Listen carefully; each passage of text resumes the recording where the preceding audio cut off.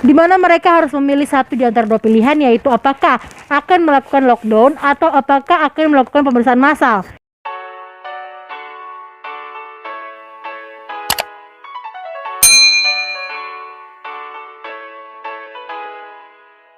Assalamualaikum teman-teman, welcome back to my channel. Ketemu lagi dengan aku Tiara Daud di YouTube channel aku TNRD Offscene. For information, aku udah bikin video ini sudah beribu-ribu kali tag.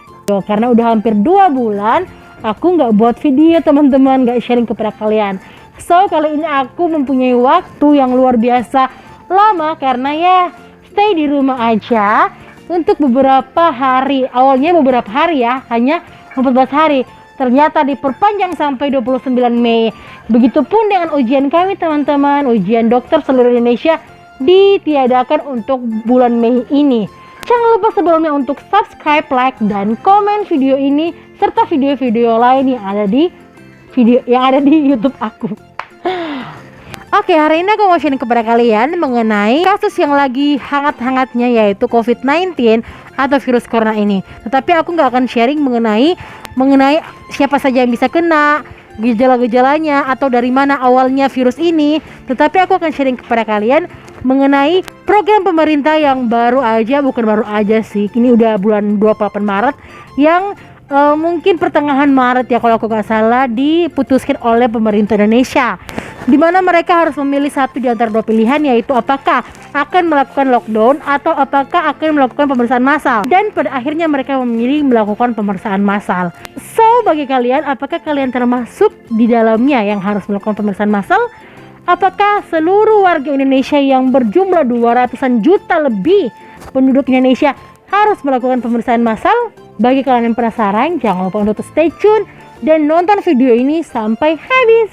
Yang pertama yang harus kita nilai, apakah kalian mempunyai riwayat berpergian ke daerah-daerah yang terinfeksi virus corona atau COVID-19 ini. Jika misalnya kalian mempunyai riwayat berpergian ke sana, yang kita nilai lagi, apakah kalian mempunyai gejala-gejala seperti demam di atas 38 derajat Celcius, batuk sesak nafas, 3 gejala yang khas pada pneumonia pada umumnya.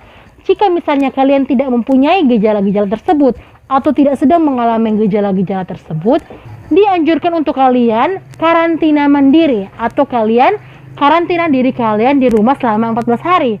Dan jika misalnya selama 14 hari itu muncul gejala-gejala yang seperti aku katakan tadi, maka sebaiknya kalian hubungi rumah sakit yang menangani kasus corona ini. Kalian bisa hubungi 119. Yang kedua, jika misalnya kalian mempunyai riwayat berpergian, tetapi kalian memiliki gejala seperti aku sebutkan tadi, maka wajib bagi kalian untuk segera menghubungi 119. Sekali lagi menghubungi 119 atau rumah sakit terdekat. Karena kenapa? Kalian harus segera memeriksakan diri ke dokter, karena jika misalnya kalian sebagai carrier atau pembawa virus itu, kalian akan menginfeksi orang lain. Ataupun diri kalian misalnya yang sudah ternyata kalian positif dan tidak ditangani dengan baik dan tepat, maka akan berujung pada hal yang lebih buruk lagi, bahkan bisa sampai kematian. Selanjutnya, kalau tadi yang misalnya kalian ada riwayat berpergian ke negara-negara tersebut, maka jika misalnya kalian tidak mempunyai riwayat berpergian dan tidak mempunyai gejala-gejala yang seperti aku katakan tadi, maka cukup istirahat di rumah aja. Kalian tidak termasuk orang yang harus atau wajib memeriksakan diri ke rumah sakit.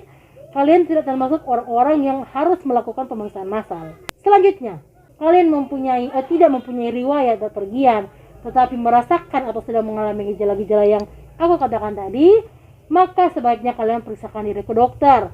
Nanti di sana dokter akan menangani dan memutuskan apakah kalian akan lanjut memeriksakan diri atau kalian cukup istirahat di rumah aja. So, semoga video ini bermanfaat. Video ini singkat banget karena aku hanya membahas mengenai siapa aja yang harus memeriksakan diri atau mengikuti pemeriksaan massal ini. Jangan seluruh 250 juta penduduk Indonesia melakukan pemeriksaan massal ini. Karena kenapa? Yang pertama, buang waktu. Yang kedua, kita bisa meningkatkan penularan karena semua memeriksakan diri, semua ke rumah sakit, semua ke fasilitas kesehatan.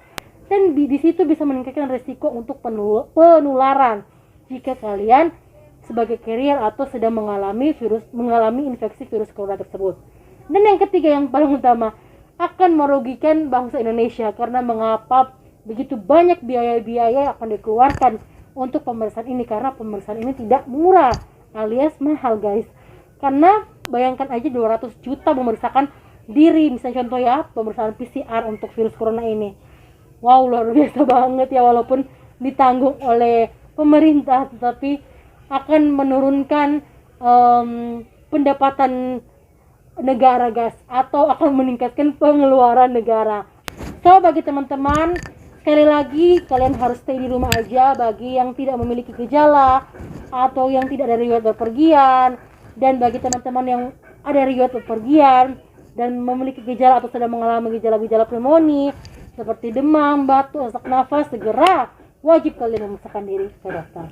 Oke, itu aja yang harus aku sampaikan kepada kalian karena menurut aku ini penting, karena insya Allah ini berguna bagi semuanya. So sampai di sini dulu video aku, semoga bermanfaat, dan jika kalian ingin men-sharingnya silahkan boleh, dan jangan lupa untuk subscribe, like, dan komen. Assalamualaikum warahmatullahi wabarakatuh.